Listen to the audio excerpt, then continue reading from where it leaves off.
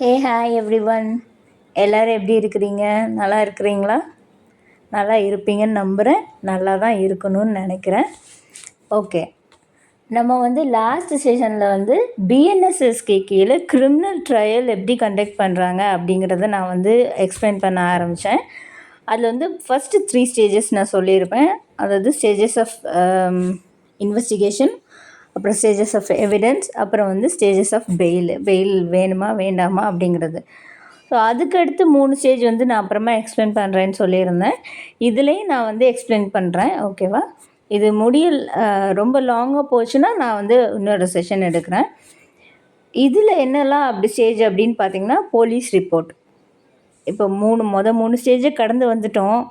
அதாவது க்ரைம் நடந்துடுச்சு, அதை இன்வெஸ்டிகேஷன் பண்ணிட்டாங்க. இன்வெஸ்டிகேஷனில் எவிடன்ஸ் எல்லாத்தையும் கலெக்ட் பண்ணிட்டாங்க. கலெக்ட் பண்ணி அப்புறம் பெயில் கொடுக்கணுமா கொடுக்க வேண்டாமா, பெயில் எடுக்கணுமா எடுக்க வேண்டாமா, பெயில் எங்கே எடுக்கிறாங்க, அந்த ஸ்டேஜெல்லாம் கடந்தாச்சு. இப்போ அடுத்து போலீஸ் ரிப்போர்ட். போலீஸ் ரிப்போர்ட்லேயே 2 வகையான போலீஸ் ரிப்போர்ட் இருக்குது. ஒன்று க்ளோஷர் ரிப்போர்ட்டு, இன்னொன்று சார்ஜ் ஷீட்டை ஃபைனல் ரிப்போர்ட்னு சொல்லுவாங்க. ஓகேவா? ஸோ போலீஸ் ரிப்போர்ட் எப்போ கொடுக்குறாங்க அப்படின்னா செக்ஷன் 189 ஆஃப் பிஎன்எஸ்எஸ்க்கு கீழே, அதாவது சிஆர்பிசியில் நம்ம 169 படிச்சிருப்போம். இங்கே 189. அதில் க்ளோஷர் ரிப்போர்ட் தருவாங்க. அதாவது கேஸில் போதிய சாட்சிகள் இல்லை, இந்த குற்றம் இவர் செஞ்ச மாதிரி இல்லை அப்படின்னு அவங்களுக்கு தோணுச்சுன்னா, அந்த இன்வெஸ்டிகேஷன் எல்லாம் முடித்ததுக்கப்புறம் சரியான சாட்சிகள் கிடைக்கலன்னொன்னே க்ளோஷர் ரிப்போர்ட் தருவாங்க. க்ளோஷர் ரிப்போர்ட்டை ஒரு நிமிஷம். ஓகே, மேஜிஸ்ட்ரேட்டை கொடுப்பாங்க. மேஜிஸ்ட்ரேட் அந்த க்ளோஷர் ரிப்போர்ட்டை பார்த்துட்டு அவர் அந்த ரிப்போர்ட்டை அக்செப்ட் பண்ணிவிட்டு கேஸை அங்கேயே க்ளோஸ் பண்ணிடலாம். அப்படி இல்லைன்னா அவர் மேஜிஸ்ட்ரேட் அவரோ அவர்களோ, அது லேடியாக இருந்தாலும் சரி ஜென்ஸாக இருந்தாலும் சரி, அவங்களுக்கு இல்லை இன்னும் கொஞ்சம் ஃபர்தராக இன்வெஸ்டிகேட் பண்ணலாமே, கேஸை இப்போவே க்ளோஸ் பண்ண வேண்டாமே, இந்த குற்றம் நடந்திருக்கா நடக்கலைன்னு இன்னும் ஃபர்தராக இன்வெஸ்டிகேட் பண்ணுங்கள் அப்படின்னு சொல்லி மேஜிஸ்ட்ரேட் திருப்பியும் அந்த இன்வெஸ்டிகேஷன் ஏஜென்சிக்கு ஒரு டைரக்ஷன் கொடுக்கலாம். ஓகேவா? ஒன்று ரிப்போர்ட் அப்படியே அக்செப்ட் பண்ணிவிட்டு கேஸ் அங்கேயே க்ளோஸ் பண்ணிடலாம். இல்லைன்னா அவங்க ஃபர்தர் இன்வெஸ்டிகேஷனுக்கு இன்வெஸ்டிகேஷன் ஏஜென்சி, அதாவது போலீஸ் ஆஃபீஸரோ இன்வெஸ்டிகேஷன் ஏஜென்சி யாராக இருந்தாலும் அவங்களுக்கு ஃபர்தராக பண்ண சொல்லி ஒரு டைரக்ஷன் கொடுக்கலாம். அப்படி இல்லைன்னா ஃபஸ்ட் இன்ஃபார்மண்ட் இருப்பாங்க இல்லையா, ஃபஸ்ட் இன்ஃபார்மண்ட்னா அவங்க தான் அந்த கேஸ் கொடுத்துருப்பாங்க. அப்படி இல்லைன்னா குற்றம் நடந்தது சொல்லியிருப்பாங்க.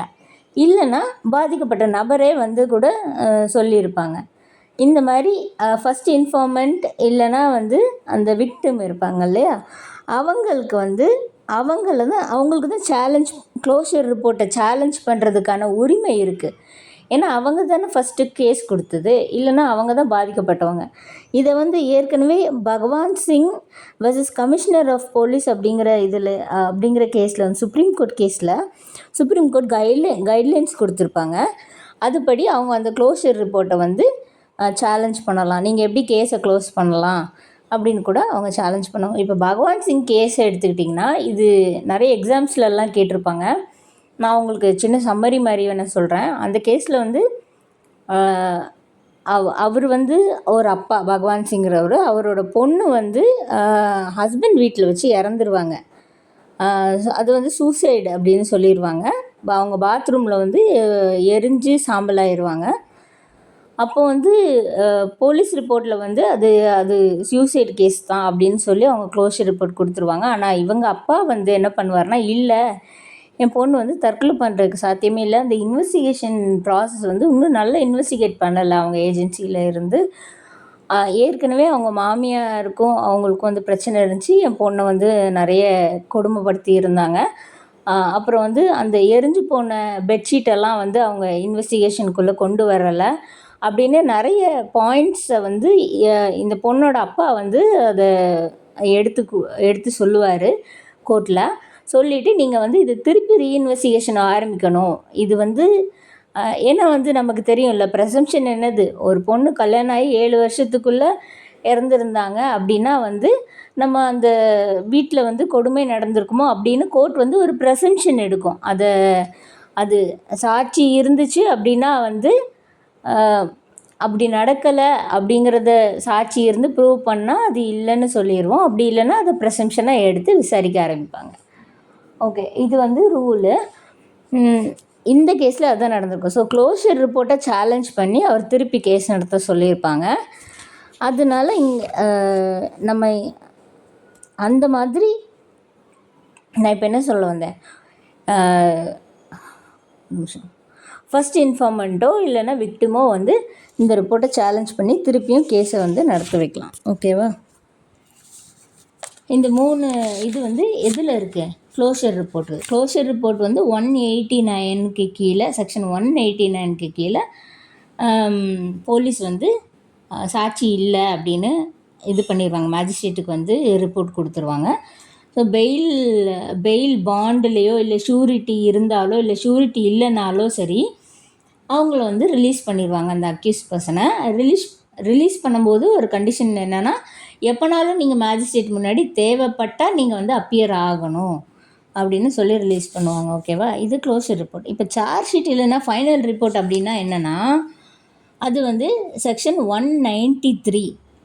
ஓகேவா? 193க்கு கீழே போலீஸ் ஆஃபீஸர்ஸ் வந்து மேஜிஸ்ட்ரேட்டுக்கு ஃபைனல் ரிப்போர்ட் சப்மிட் பண்ணணும். ஆஃப்டர் இன்வெஸ்டிகேஷன் ப்ராசஸ்லாம் முடிஞ்சதுக்கப்புறம் அந்த ஃபைனல் ரிப்போர்ட்டில் என்னெல்லாம் இருக்கும், அந்த குற்றத்தோட எலமெண்ட்ஸ் எல்லாம் இருக்கும். எதெல்லாம் இது பண்ணனால இது குற்றமாச்சுன்னு, அப்புறம் வந்து எந்த மாதிரி குற்றம், எங்கே நடந்துச்சு, என்னென்ன பொருட்களை வந்து கையகப்படுத்தினோம், அந்த அக்யூஸ்டோட பேர், அந்த அக்யூஸ்டோட டீட்டெயில்ஸு, அவங்க இதில் எப்படி வந்து தொடர்பு உடையவங்க, அந்த இதெல்லாம் வந்து, அப்புறம் சாட்சிகள் யாரெல்லாம், விட்னஸோட லிஸ்ட்டு, இதெல்லாம் வந்து ஃபைனல் ரிப்போர்ட்டில் இருக்கும். அதான் சார்ஜ் ஷீட். ஓகேவா?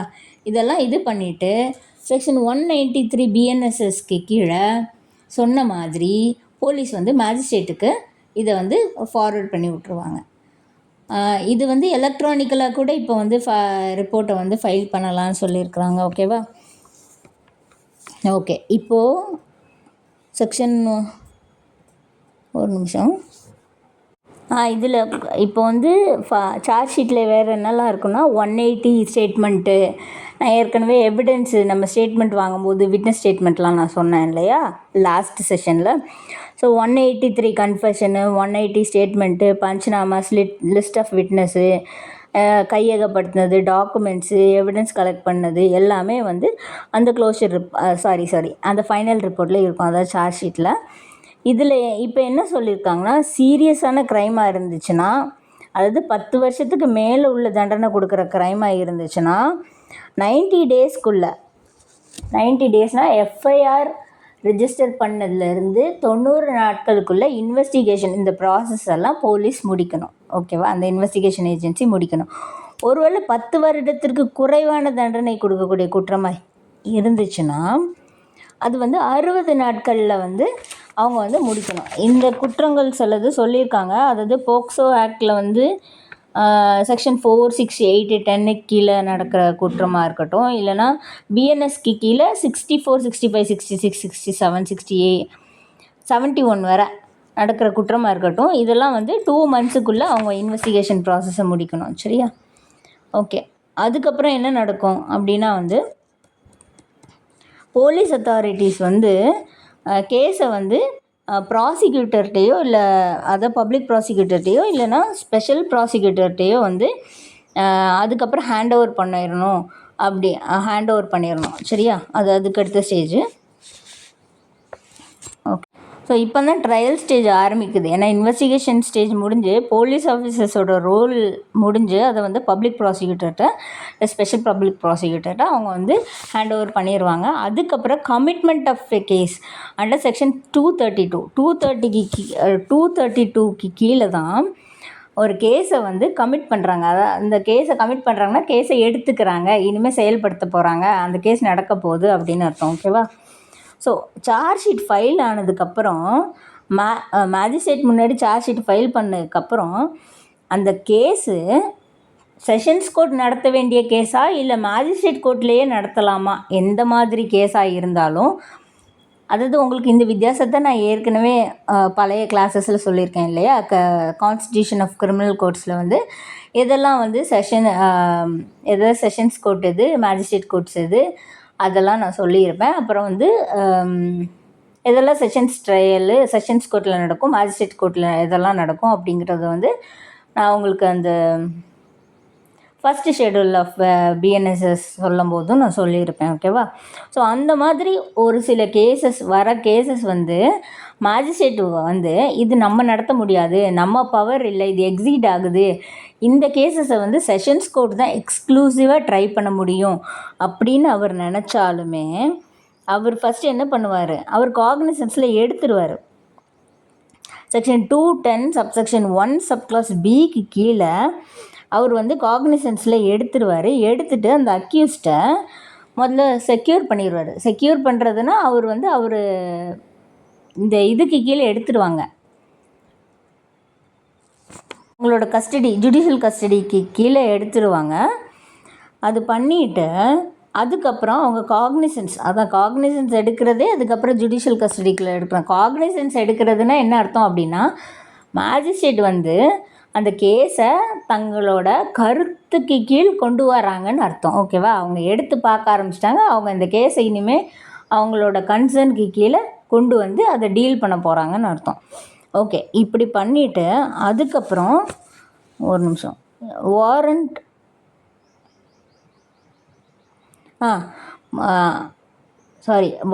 இஷ்யூ 227க்கு கீழே வாரண்ட் இஷ்யூ பண்ணி அந்த அக்யூஸ்டை வந்து கஸ்டடியில் எடுத்துருவாங்க. எடுத்து முடித்ததுக்கப்புறம் 230 ப்ரொசீஜர்ஸ் 231க்கு கீழே உள்ள ப்ரொசீஜர்ஸ் இதெல்லாம் முடிச்சிடுவாங்க. அதாவது இனிஷியலாக அவங்க ஃபர்தராக இன்க்வைரி பண்ணுறதெல்லாம் முடிச்சிடுவாங்க, மேஜிஸ்ட்ரேட் இது பண்ணுறோம். அதுக்கப்புறம் செஷன்ஸ் கோர்ட் ட்ரை பண்ணுறதா இருந்தால், இப்போ நம்ம செஷன்ஸ் ட்ரையல் தானே பார்க்க போகிறோம். ஏன்னா நான் வந்து ஏற்கனவே சொன்னேன்ல, நம்ம செஷன்ஸ் ட்ரையல் என்ன நடக்கும் அப்படின்னு நான் சொல்கிறேன் அப்படின்ட்டு. அவங்க வந்து என்ன பண்ணுவாங்க, 90 டேஸ்க்கு உள்ள செக்ஷன் 232க்கு கீழே அதை செஷன்ஸ் கோர்ட்டுக்கு கமிட் பண்ணிடுவாங்க. அதாவது இது அடுத்த கோர்ட்டுக்கு வந்து அவங்க அனுப்பிடுவாங்க அந்த கேஸை. மேக்ஸிமம் இது வந்து இந்த 90 டேஸ் அப்படிங்கிறது ஏதோ ஒரு ஒத்துக்கொள்ளக்கூடிய காரணத்தால் ஒரு நல்ல ஒரு ரீசன் இருந்துச்சுன்னா அது வந்து 180 டேஸ் ஆகும். இந்த 180 டேஸ் மேக்ஸிமம் மேஜிஸ்ட்ரேட்டு அதை டீல் பண்ணுவாங்க. அதுக்குள்ளே வந்து செஷன்ஸ் கோர்ட்டுக்கு செக்ஷன் 232க்கு கீழே கமிட் பண்ணி விட்ருவாங்க.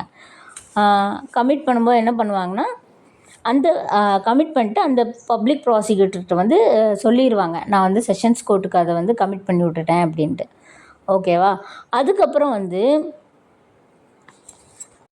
இப்போ எல்லா பேப்பர்ஸு தேவையான எவிடன்ஸ், எஃப்ஐஆர் காப்பி, இன்வெஸ்டிகேஷன், அதுக்கு சார்ஜெல்லாம் இவங்க இனிஷியலான உள்ளது எல்லாம் முடித்ததுக்கப்புறம் செஷன்ஸ் கோர்ட்டுக்கு அனுப்பிட்டாங்களா. இதுக்கப்புறம் என்ன நடக்கும், செஷன்ஸ் ட்ரையல் ஆரம்பிச்சிடும் அந்த கோர்ட்டில். செஷன்ஸ் ட்ரையலில் வந்து பிஎன்எஸ்எஸில் எங்கே சொல்கிறாங்க, சாப்டர் 19 சொல்கிறாங்க. ஓகேவா? 19 ஃபுல்லாகவே செஷன்ஸ் ட்ரையலை பற்றி தான் இருக்குது. ப்ரொசீஜர்ஸ் எப்படி இருக்குன்னா, அது செக்ஷன் 248 260 வரை செஷன்ஸ் ட்ரையலை தான் வந்து இது பண்ணுறாங்க, டீல் பண்ணுறாங்க. How a criminal trial must be conducted by a public prosecutor. ஒரு பப்ளிக் ப்ராசிக்யூட்டர் கிரிமினல் ட்ரையலை எப்படி நடத்தணும் அப்படிங்கிறத வந்து இந்த சாப்டரில் தான் நம்ம வந்து தெரிஞ்சுக்கணும். ஓகே, செஷன்ஸ் ட்ரையலில் ஃபஸ்ட்டு ஸ்டேஜ் என்னது, கேஸு செஷன்ஸ் கோர்ட்டுக்கு வந்துடுச்சு. இப்போ என்ன பண்ணணும், opening the case under section 249க்கு கீழே செக்ஷன் 249க்கு கீழே பப்ளிக் ப்ராசிக்யூட்டர் என்ன பண்ணுவாங்க, அந்த கேஸை அந்த சார்ஜ் என்னெல்லாம் சார்ஜ் வந்திருக்குது, என்னெல்லாம் இந்த சார்ஜ் ஷீட்டை கோர்ட்டுக்கு வாசித்து காமிப்பாங்க. ஓகேவா? ஜட்ஜு முன்னாடி வாசித்து காமிப்பாங்க. இப்போல்லாம் மேஜிஸ்ட்ரேட் சொல்லக்கூடாது, ஏன்னா செஷன்ஸ் கோர்ட்டுக்கு வந்ததுக்கப்புறம் அவர் ஜட்ஜு, அங்கே இருக்கிறவங்க அவங்களுக்கு வந்து வாசித்து காட்டுவாங்க என்னென்ன சார்ஜஸ் போட்டிருக்காங்க, எப்படி வந்து கேஸை பற்றி ஃபுல்லாகவே ஓப்பன் பண்ணி சொல்லுவாங்க. ஓகேவா? அப்புறம் discharge under section 250 and framing of charges under section 251. இது என்ன அப்படின்னா, ஒன்று அந்த இடத்துலையே டிஸ்சார்ஜ் பண்ணி விட்டுறலாம் கேஸை. இப்போ கேஸு க்ளோஸ் ஆகிறதுக்கு எவ்வளோ ஸ்டேஜஸ் கொடுக்குறாங்க பாருங்கள் கிரிமினல் ட்ரையல்லையும். அதுதான் வந்து அந்த பேலன்ஸ் ஆஃப் ஜஸ்டிஸ்னு சொல்கிறது. ஏன்னா ஆரம்பத்திலே வந்து க்ளோஷர் ரிப்போர்ட்டு, அதாவது ஒரு அக்யூஸ் உண்மையான குற்றவாளி இல்லைன்னு போலீஸ்க்கு தோணுச்சுன்னா க்ளோஷர் ரிப்போர்ட் கொடுப்பாங்க. அப்போவும் மேஜிஸ்ட்ரேட் வந்து ஆமாம் இது தேவையில்லைன்னு நினச்சாருன்னா அவரும் வந்து அந்த கேஸை அங்கேயே க்ளோஸ் பண்ணி விடலாம். இல்லை அதுக்கு அடுத்து செஷன்ஸ் ட்ரையலுக்கு வந்துருச்சு அப்படின்னா கேஸை ஓப்பன் பண்ணதுக்கப்புறமும் செக்ஷன் 250க்கு கீழே அவங்க டிஸ்சார்ஜ் பண்ணலாம். எப்படி டிஸ்சார்ஜ் பண்ணுவாங்கன்னா, இதில் எப்படி பண்ணுவாங்கன்னா, செக்ஷன் 250க்கு கீழே அக்யூஸ்டு பர்சன், அந்த குற்றம் சாட்டப்பட்ட நபர் இருக்கார்ல, அவர் வந்து ஒரு அப்ளிகேஷன் கொடுக்கலாம் 60 நாளைக்குள்ளே. எந்த 60 நாளைக்குள்ளனா, அந்த கேஸு செஷன்ஸ் கோர்ட்டுக்கு வந்ததுக்கப்புறம், ஓப்பனிங் பண்ணதுக்கப்புறம், ஓகேவா, கமிட்டிங் ஆஃப் த கேஸ்க்கு அப்புறம் 60 நாளைக்குள்ளே செக்ஷன் 250க்கு கீழே அந்த அக்யூஸ்டு பர்சன் ஒரு அப்ளிகேஷன் கொடுக்கலாம். என்ன அப்ளிகேஷன்னா, இந்த சார்ஜஸ், இந்த எனக்கு எதிராக குற்றம் சாட்டப்பட்டிருக்க எல்லாமே வந்து தவறானது, இந்த குற்றத்தை நான் செய்யலை, இல்லை எனக்கு அப்படின்னு சொல்லி ஒரு அப்ளிகேஷன் கொடுப்பாரு. False and insufficient to proceed, அதாவது எனக்கு எதிராக ஒரு கேஸ் நடத்துகிற அளவுக்கு இதில் ஒன்றுமே இல்லை, நான் பண்ணலை, இது எல்லாமே பொய் அப்படின்னு சொல்லி அவர் வந்து அவங்க வந்து அந்த குற்றம் சாட்டப்பட்ட நபர் வந்து ஒரு அப்ளிகேஷன் கொடுப்பாங்க. அந்த அப்ளிகேஷனை வந்து கோர்ட் வந்து ரிஜெக்ட் பண்ணலாம். ரிஜெக்ட் பண்ணுனா என்ன பண்ணுவாங்க, செக்ஷன் 251க்கு கீழே சார்ஜ் ஃப்ரேம் பண்ணிடுவாங்க. ஃப்ரேமிங் ஆஃப் சார்ஜஸ் வந்துடும். என்னென்ன குற்றம் அப்படின்ட்டு, என்னென்ன எப்படியெல்லாம் கேஸ் போக போகுது அப்படிங்கிற கேள்விகளை அமைத்து விடுவார்கள். இந்த கொலை இங்கே நடந்ததா, ஃபார் எடுத்துக்காட்டு, whether the crime has been committed by such and so person, whether the murder has taken place, whether this is culpable homicide or murder, whether this is suicide or murder அப்படின்னு வந்து for example சொல்கிறேன். அந்த மாதிரி சார்ஜஸை frame பண்ணிடுவாங்க judge. அதான் framing of charges 251க்கு கீழே. ஆனால் அதுக்கு முன்னாடி ஒரு ஆப்ஷன் இருக்குது இல்லையா? என்ன ஆப்ஷன் அப்படின்னா, அப்ளிகேஷன் கொடுத்தாங்க 60 நாளைக்குள்ளே அப்படின்னா அதை திருப்பியும் ஜட்ஜு பார்த்துட்டு ஒருவேளை இது ஓகேவா இருந்துச்சு, ஆமாம் அவர் சொல்கிறது கரெக்ட் அப்படின்னா டிஸ்சார்ஜ் பண்ணி விட்டு கேஸை வந்து இது பண்ணிடுவாங்க. இல்லை கோர்ட் வந்து இல்லைப்பா இதெல்லாம் நாங்கள் ஏற்றுக்க முடியாது அப்படின்னா வந்து சார்ஜ் ஃப்ரேம் பண்ணிவிட்டு அந்த அக்யூஸ்ட் பர்சன்கிட்ட பர்சனலாக கேட்பாங்க, நீ இந்த குற்றத்தெல்லாம் ஏற்றுக்கிறியாப்பா, கேஸ் நடத்த போகிறியா, இல்லைன்னா குற்றத்தை ஒத்துக்கிறியா அப்படின்னு கேட்பாங்க. அவர் குற்றத்தை அந்த இடத்துலையே ஒத்துக்கிட்டாருன்னா அங்கேயே முடிச்சிருவாங்க. ஜட்ஜ்மெண்ட்டை கொடுத்து இது பண்ணிடுவாங்க, அவருக்கான சென்டென்ஸை போட்டுருவாங்க. அவர் வந்து என்ன குற்றமோ அந்த குற்றத்துக்கு ஏற்ற தண்டனையை அவருக்கு கொடுத்துருவாங்க. என்ன பண்ணுவாங்க அப்படின்னா, செக்ஷன் 252க்கு கீழே கன்விக்ஷன் பண்ணிடுவாங்க. அதாவது அக்யூஸ்டே வந்து தன் குற்றத்தை ஒத்துக்கிட்டாருன்னு வச்சுக்கோங்க. ஆமாம்மா ஆமாயா நான் தான் இந்த குற்றத்தை வந்து பண்ணினேன், நான் ஒத்துக்கிறேன் அப்படின்னு சொன்னாங்கன்னா அந்த இடத்துலையே அந்த கொஞ்ச நாட்களுக்குள்ளேயே 252க்கு கீழே அந்த அஃபென்ஸை வந்து கன்விக்ட் பண்ணி முடிச்சிடுவாங்க. கேஸ் அங்கேயே ஜட்ஜ்மெண்ட்டு கொடுத்துருவாங்க. ஒருவேளை அந்த அக்யூஸ்ட் வந்து இல்லை நான் இந்த குற்றத்தை ஒத்துக்கலை அப்படின்னா ஜட்ஜு வந்து ஓகே ட்ரையல் நடத்திக்கோங்க, உங்கள் வக்கீலை வச்சு நீங்கள் வந்து கேஸ் நடத்திக்கோங்க அப்படின்னு சொல்லி அங்கேருந்து ட்ரையல் கேசஸ் நடத்த ஆரம்பிச்சிடுவாங்க. ஓகேவா? இப்போ என்ன சொல்லுங்க, ஒரு நிமிஷம். இதுக்கு இடையில் ப்ளீ பார்கெனிங் அப்படிங்கிற ஒரு அம்சமும் இருக்குது நம்ம ப்ரொசீஜரில். ஓகேவா? நம்ம கிரிமினல் ப்ரொசீஜரில் ப்ளீ பார்கெனிங் அப்படின்னா என்னென்னா, அந்த ப்ராசிக்யூட்டர் அந்த எதிர்த்தரப்புக்கு கிட்ட அந்த அக்யூஸ்டு பர்சன் வந்து அவங்களுக்கு எதிரில் இருக்கிற குற்றத்தை வந்து கொஞ்சம் குறைச்சிக்கோங்க, கொஞ்சம் இது பண்ணிக்கோங்க, இவ்வளோ தண்டனை வேண்டாம் அப்படின்னு வந்து பார்கெயின் பண்ணுறது. தன் குற்றத்தை மேலே கூட்டணுமா குறைக்கணுமா, ஒரு சாட்டிஸ்ஃபேக்ஷனுக்கு வந்துடலாமா, ஒரு சமரசம் பண்ணலாமா அப்படின்னு அவங்க வந்து ப்ளீ பார்கெயின் பண்ணுவாங்க. ஓகேவா? அதுக்கு என்ன கண்டிஷன் அப்படின்னா, அந்த குற்றத்துக்கான தண்டனை அந்த 7 வருஷத்துக்கு மேலான தண்டனை கொடுக்கக்கூடிய குற்றமாக இருக்கக்கூடாது. 7 வருஷத்துக்கு கீழே தண்டனை கொடுக்குற குற்றமாக இருந்தால் இவங்க வந்து 90 நாட்களுக்குள்ள ரீபார்கனிங் 90 நாட்கள் தானே சொல்லியிருக்காங்க.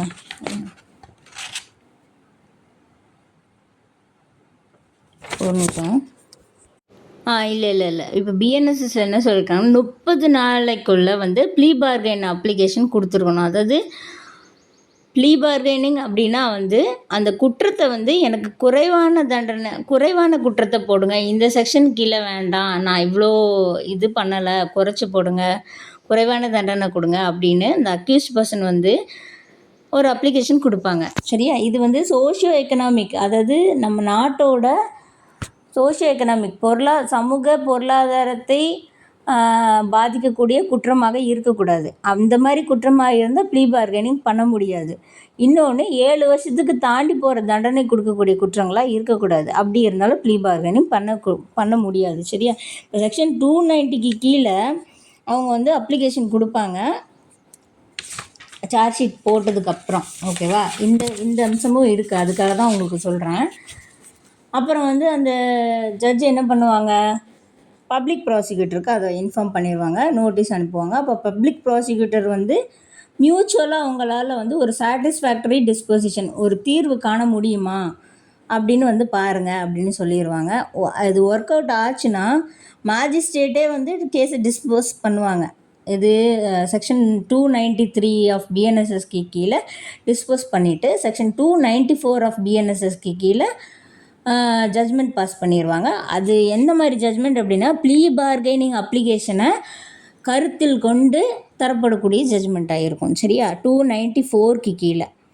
சரி, இப்போ வந்து உங்களுக்கு 2 அம்சத்தையும் சொல்லிட்டேன். அதாவது பேலன்ஸ் ஆஃப் ஜஸ்டிஸ் அப்படின்னு நம்ம பார்த்தோன்னா ப்ளீ பார்கெனிங்னு ஒரு அம்சம் இருக்குது.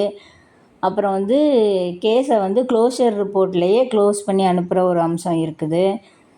அதுக்கப்புறம் என்னது, டிஸ்சார்ஜ் பெட்டிஷன் கொடுத்து அதையும் கன்சிடர் பண்ணுவாங்க. இதெல்லாம் இல்லைனா தான் அவங்க வந்து குற்றவாளிக்கு அந்த குற்றம் வந்து ட்ரையல் நடத்துவாங்க. அது கடுமையான தண்டனை கொடுக்கணுமா அப்படிங்கிறதெல்லாம் பார்த்து கொடுப்பாங்க. இதுதான் வந்து பேலன்ஸ் ஆஃப் ஜஸ்டிஸ் நம்மளோட இந்தியன் கிரிமினல் ப்ரொசீஜரில் பிஎன்எஸ்எஸில். ஓகேவா? System, Indian criminal system. Okay, இது நான் உங்களுக்கு ஏற்கனவே சொல்லிட்டேன்ல. கில்ட்டியை வந்து ஆமாம் நான் குற்றவாளி தானே ஒத்துக்கிட்டாருன்னா 252க்கு கீழே வந்து கன்விக்ட் பண்ணிடுவாங்க. அப்புறம் ப்ராசிக்யூட்டர்ஸ் எவிடன்ஸ் எப்போ கொடுக்கணும்னா, ஸோ இந்த மாதிரி அவர் ஒத்துக்கலைங்க, குற்றவாளி தன் குற்றத்தை ஒத்துக்கவில்லை, ஜட்ஜு சொல்லிட்டாங்க, சரிப்பா நீ கேஸ் நடத்திக்கோ அப்படின்னு சொல்லிட்டாங்க, சார்ஜஸ் ஃப்ரேம் பண்ணிட்டாங்க, ஃப்ரேமிங் ஆஃப் சார்ஜஸ் முடிஞ்சிடுச்சு, இது எதுவுமே நடக்கலை, ப்ளீ பார்கெனிங் நடக்கலை, அந்த 30 நாளைக்குள்ளே அவர் அப்ளிகேஷன் கொடுக்கலை, அவரோட டிஸ்சார்ஜ் பெட்டிஷனை ஏற்றுக்கலை, அவர் குற்றத்தை ஒத்துக்கவும் இல்லை, அப்படிங்கிற பட்சத்தில் அடுத்து கேஸ் நடக்க போகுது. அப்போது வந்து ப்ராசிக்யூஷன் எவிடன்ஸு கொடுக்கணும். Prosecution evidence section 253 and 254 of பிஎன்எஸ்எஸில் டீல் பண்ணுறாங்க. இந்த ஸ்டேஜில்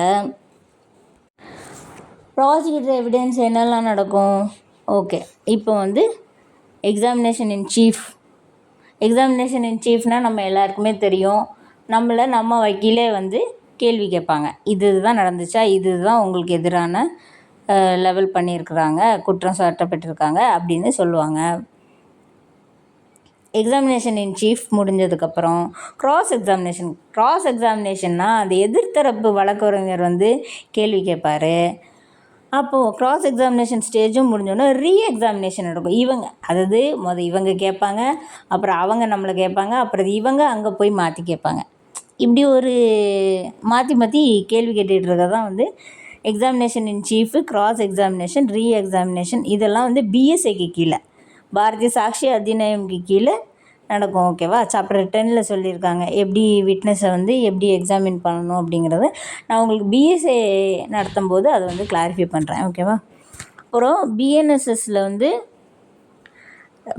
என்ன சொல்லியிருக்காங்க அப்படின்னா, ஆடியோ வீடியோ எலக்ட்ரானிக் மூலமாக கூட நீங்கள் வந்து இந்த மாதிரி ரெக்கார்ட் பண்ணலாம், அதாவது எவிடன்ஸை வந்து ரெக்கார்ட் பண்ணிக்கலாம் அப்படின்னு சொல்கிறாங்க. இது வந்து சிஆர்பிசியில் கிடையாது. சரி, இந்த ஸ்டேஜ் முடிஞ்சிடுச்சு. அடுத்து statement of the accused under section 351 of BNSS. 351 statement என்னன்னு நம்ம இப்போ பார்ப்போம். ஓகேவா? இப்போ செக்ஷன் 351 கீழே அக்யூஸ்ட் ஸ்டேட்மெண்ட் எடுப்பாங்க. இதுதான் வந்து அக்யூஸ்ட் பர்சன் வந்து முதல்ல அந்த கோர்ட்டில் அப்பியர் ஆகிறது, அதாவது விட்னஸ் பாக்ஸில் அப்பியர் ஆகி சொல்கிறது. ஓகேவா? அவர் நேரடியாக கோர்ட்டில் ஒன்று சொல்லணுன்னா இப்போ தான் சொல்லி ஆகணும். அவர்கிட்ட வந்து கேட்பாங்க, என்னப்பா இந்த மாதிரி உனக்கு எதிராக இவங்கெல்லாம் விட்னஸ் சொன்னாங்க, இவங்கெல்லாம் வாக்குமூலம் கொடுத்துருக்குறாங்க, இதுக்கெல்லாம் நீ என்ன சொல்கிற, இந்த குற்றத்தை நீ பண்ணினியா, நீ என்ன சொல்கிற அப்படின்னு கேட்பாங்க. அப்போ அந்த அக்யூஸ்ட் என்ன சொல்கிறாரோ அதுதான் வந்து அவருக்கு அதுக்கப்புறம் எடுத்துக்கொள்ளப்படும். சரியா? ஓகே. ஸோ இந்த ஆப்பர்ச்சுனிட்டியை தான் அவர் யூஸ் பண்ணிக்க முடியும். அங்கே வந்து வாக்குமூலம் எடுக்கலைன்னா அதுக்கப்புறம் அவர் சொல்கிறதெல்லாம் வந்து அங்கே லேட்டர் ஸ்டேஜில் அதை என்னவோ எடுத்துக்க முடியாது, அதை ஒரு ரெக்கார்டாக அவருக்கு எதிராக வந்து எடுத்துக்க முடியாது. அந்த விட்னஸ் பாக்ஸில் என்ன சொல்கிறாரோ அதுதான் வச்சு ஆர்கியூமெண்ட்லலாம் எடுத்துக்குவாங்க. அப்புறம் வந்து இதுதான் அவரோட வக்கீலுக்கும் வந்து யூஸ்ஃபுல்லாக இருக்குது. ஓகேவா? அடுத்தடுத்த ஸ்டேஜில் ஃபைனல் டிஃபென்ஸ் எவிடன்ஸ் கொடுப்பாங்கல்ல, இதுக்கு அடுத்து வந்து டிஃபென்ஸ் லாயர், அதாவது அந்த குற்றம் சாட்டப்பட்ட நபருக்கு பக்கமாக அவருக்கு சாதகமாக வாதாடுவாங்கள்ல, அந்த டிஃபென்ஸ் லாயர்ஸ்க்கு வந்து அதுதான் வந்து யூஸ்ஃபுல்லாக இருக்கும். அதுக்கு அடுத்து என்ன பண்ணுவாங்கன்னா, இந்த 351 கீழே வந்து ஸ்டேட்மெண்ட் ரெக்கார்ட் பண்ணிட்டாங்க அக்யூஸ்டுன்னு அப்புறம் பண்ணினதுக்கப்புறம் ஜட்ஜு என்ன சொல்லுவாங்கன்னா, டிஃபென்ஸ் விட்னஸ், அதாவது அவங்க சைட்லேயும் அந்த குற்றம் சாட்ட நபரோட தரப்புலையும் வந்து விட்னஸ் கொடுப்பாங்க இல்லையா, வக்கீல்கிட்ட இல்லை இது இப்போ நடக்கலை அப்படின்னு ஒரு விஷயம் நடந்ததுக்கு வந்து ஒரு ப்ராசிக்யூட்டர் சாட்சி வந்து அவர் ஏற்றிடுவார். அதுக்கப்புறம் வந்து இந்த குற்றம் சாட்டப்பட்ட நபர் அக்யூஸ்டு பர்சன் வந்து விட்னஸ் பாக்ஸில் ஏறி 351 ஸ்டேட்மெண்ட் கொடுத்துருவாரு. அதுக்கப்புறம் டிஃபென்ஸ் விட்னஸ் வந்து இல்லை இதெல்லாம் நடக்கலை, இவர் வந்து இந்த டைமில் வந்து அங்கே இல்லவே இல்லை, நாங்கள் வேறு ஒரு இடத்துல இருந்தோம், நான் தான் கூட இருந்தேன், என் கல்யாணத்தில் தான் அவர் இருந்தார், இல்லை அந்த மாதிரி ஏதாவது ஒரு விட்னஸ் கொடுப்பாங்க இல்லையா, அதை இல்லைன்னு ப்ரூவ் பண்ணுறதுக்கு அந்த ஸ்டேஜ் வந்து இதுக்கு அடுத்து தான் வந்து நடத்துவாங்க. அதுக்கு ஜட்ஜு வந்து அலோவ் பண்ணுவாங்க. ஓகேவா? இதுக்கப்புறம் final arguments, verdict, quantum of punishment, judgment under 257 258. BNSS section 257 258 தான் final arguments, verdict, quantum of எவ்வளோ பனிஷ்மெண்ட் கொடுக்கணும், அப்புறம் ஜட்ஜ்மெண்ட்டு, இதெல்லாம் வந்து டீல் பண்ணுது. ஓகேவா? சரி, இப்போ என்னென்னா ஃபைனல் ஸ்டேஜ் ஆஃப் ட்ரையலுக்கு வந்தாச்சு நம்ம. ஓகேவா? 2 பார்ட்டிஸுமே அங்கே அப்பியர் இருப்பாங்க. அதாவது 2 தரப்பினரோட வக்கீல்களோட இதையுமே கேட்போம். ஃபைனல் ஸ்டேஜுக்கு வந்துட்டோம், ஆர்கியூமெண்ட்ஸ் எல்லாம் முடிஞ்சிடுச்சு. அப்போ வந்து ப்ராப்பரான எவாலுவேஷன் வந்து ஜட்ஜு முடித்ததுக்கப்புறம், அதாவது evidence, testimony of witness, statement எல்லாம் முடித்ததுக்கப்புறம் 2 தரப்பினரும் அவங்களோட ஆர்கியூமெண்ட்ஸை வந்து முன் வைப்பாங்க ஜட்ஜுக்கு முன்னாடி. அதாவது அதில் இந்த என்னெல்லாம் மெட்டீரியல் எவிடன்ஸ் இருந்துச்சு அப்படிங்கிற இதுவரை நடந்த எல்லா விதமான எவிடன்ஸு, விட்னஸு, டெஸ்டிமோனி, அந்த மாதிரி ஸ்டேட்மெண்ட்டு, கன்ஃபெஷன் எல்லாத்தையுமே வந்து வச்சு டிஃபென்ஸ் லாயரும் சரி, பப்ளிக் ப்ராசிக்யூட்டர் ஓகே அவங்க வந்து அதை முன் வைப்பாங்க. அது ஓரல் ஆர்கியூமெண்ட்ஸாக நடக்கும். ஓகே, டிஃபென்ஸ் லாயர் இது பண்ணுவாங்க. அதுக்கப்புறம் ஜட்ஜு வந்து அக்யூஸ்டை வந்து கன்விக்டும் பண்ணலாம், அக்யூட்டும் பண்ணலாம். கன்விக்ட் அப்படின்னா வந்து குற்றவாளி அப்படின்னு வந்து முடிவு பண்ணலாம், அக்யூட்னா விடுதலை பண்ணி விடலாம். ஒருவேளை குற்றவாளியாக வந்து தீர்மானிச்சிட்டாங்க அப்படின்னா அந்த அக்யூஸ்ட் பர்சன் கிட்ட, அந்த குற்றவாளி கிட்ட செக்ஷன் 401 ஆஃப் பிஎன்எஸ்எஸ்க்கு கீழே குவாண்டம் ஆஃப் பனிஷ்மெண்ட்டை பற்றி அவங்க சொல்லணும், அதை கேட்கணும். சரியா? குவாண்டம் ஆஃப் பனிஷ்மெண்ட்னா என்னது அப்படின்னா, ப்ரொபேஷனில் வெளியில் விடணுமா, இல்லை அவருக்கு இந்த மாதிரி தண்டனை கொடுக்கணுமா அப்படின்னு கேட்குறது. ப்ரொபேஷனில் யாரெல்லாம் வெளியில் விடுவாங்க, பொதுவாக வந்து சின்ன அஃபென்ஸுக்கு நடத்தியிருந்தாங்க, அதாவது 7 வருஷம் இல்லை 7 வருஷத்துக்கு குறைவாக உள்ள அஃபென்ஸு, இல்லை ரொம்ப மைனரான அஃபென்ஸு, இல்லைன்னா அவரோட கேரக்டர் அவர் ரொம்ப நல்லவர், ஏதோ தெரியாமல் தவறு பண்ணிட்டாரு, அவர் பொதுவாகவே நல்லவர் தான், இந்த ஒரு குற்றத்தை வந்து அவர் செஞ்சிட்டாரு, இல்லை எந்த மாதிரி சூழ்நிலையில் இந்த குற்றம் செஞ்சார், இல்லை செஞ்சாங்க லேடியாக இருந்தால் எந்த மாதிரி கேரக்டர் உள்ளவங்க அவங்க, இல்லை அவங்க இதை ஃபஸ்ட் டைம் தான் அந்த அஃபென்ஸை பண்ணியிருக்காங்களா, அவங்களோட வயசு என்ன அப்படிங்கிறதெல்லாம் கருத்தில் கொண்டு, இது அகெயின் பேலன்ஸ் ஆஃப் ஜஸ்டிஸ், ஓகேவா, கருத்தில் கொண்டு அவங்களோட வாழ்க்கையை வந்து அவங்க இன்னும் நல்லபடியாக, அதாவது நல்ல முறையில் அவங்க நடந்துக்கிட்டாங்க அப்படின்னா வந்து கொஞ்ச நாள் அவங்கள வெளியில் விடலாம். அதாவது அதை ரிலீஸ் ஆன் ப்ரொபேஷன் அப்படிம்பாங்க. அவங்க குற்றவாளி தான், ஆனால் வந்து ப்ரொபேஷனில் கொஞ்ச நாளைக்கு அவங்க வெளி உலகத்தில் இருக்கலாம் அப்படிங்கிற மாதிரி. அப்புறம் திருப்பி உள்ள ஜெயிலுக்கு கொண்டு வருவாங்க, அப்புறம் வெளியில் போவோம். அந்த மாதிரி விஷயங்கள்லாம் வந்து செக்ஷன் 401 ஆஃப் பிஎன்எஸ்எஸ்க்கு கீழே ஜட்ஜு வந்து அந்த அக்யூஸ்ட்டை வந்து கேட்பாங்க. அப்புறம் வந்து அதுக்கப்புறம் என்ன பண்ணுவாங்க, இப்போ டீட்டெயில்டு ஜட்ஜ்மெண்ட்டை வந்து ரெக்கார்டு எல்லாத்தையுமே சொல்லி டீட்டெயில்டான ஒரு ஜட்ஜ்மெண்ட்டை தருவாங்க, ஓகேவா. எந்த மாதிரி அஃபென்ஸுக்கு அந்த அக்யூஸ்ட்டை பனிஷ் பண்ண போகிறோம் அப்படின்னு சொல்லுவாங்க, அதில் டீட்டெயில்ஸ் இருக்கும். அப்புறம் கன்க்ளூஷன், இப்போ வந்து எல்லாத்துக்கும் இப்போ நான் 2 கிளாஸஸாக சொல்கிறேன், இந்த கிளாஸஸ்க்கு ஒரு முடிவு சொல்லணும் இல்லையா. இதில் வந்து எந்த அளவுக்கு நான் டீட்டெயில்டாக சொல்லியிருப்பேன்னு தெரியல. இதுதான் வந்து இப்போ நியூ கிரிமினல் லாஸ்க்கு கீழே நம்மளோட கிரிமினல் ட்ரையல் செஷன்ஸ் ட்ரையல் நடக்குது. இது வந்து ரொம்ப மாற்றம் கொண்டு வரல, சின்ன சின்ன மாற்றம் தான் கொண்டு வந்திருக்காங்க. ஸ்பீடியாக கொண்டு வரது, டைம் ஃப்ரேம் கொண்டு வந்திருக்கிறாங்க. அப்புறம் எலக்ட்ரானிக் டிவைஸில் பண்ணணும்னு சொல்லியிருக்காங்க. இன்வெஸ்டிகேஷனில் ஃபாரன்சிக் ரிப்போர்ட் கொண்டு வரணும், எஃப்ஐஆர் எப்படி போடணும், அந்த மாதிரி விஷயங்களெல்லாம் வந்து கொஞ்சம் இன்க்ளூட் பண்ணியிருக்காங்க. இது எந்த அளவுக்கு நம்மளோட பேக்லாக் கேஸஸை வந்து ஸ்பீடியாக கொண்டு வரும் அப்படிங்கிறத நீங்கள் தான் சொல்லணும். கமெண்ட் செக்ஷனில் சொல்லுங்கள், யாருக்காவது இன்ட்ரெஸ்ட்டாக தோணுச்சு இந்த செஷன், இல்லை பிஎன்எஸ்எஸ், பிஎஸ்ஏ, பிஎன்எஸ் இதெல்லாம் வந்து எந்த அளவுக்கு நம்மளை ஃபர்தராக கொண்டு போகிறதுக்கு யூஸ் ஆகும், நம்மளோட ஜஸ்டிஸ் சிஸ்டம் இன்னும் எந்த அளவுக்கு நல்லா போகிறதுக்கு வந்து யூஸ்ஃபுல்லாக இருக்கும் அப்படின்னு நீங்கள் நினைக்கிறீங்கன்னு சொல்லுங்கள். அப்புறம் வந்து பேக்லாக் கேஸஸை வந்து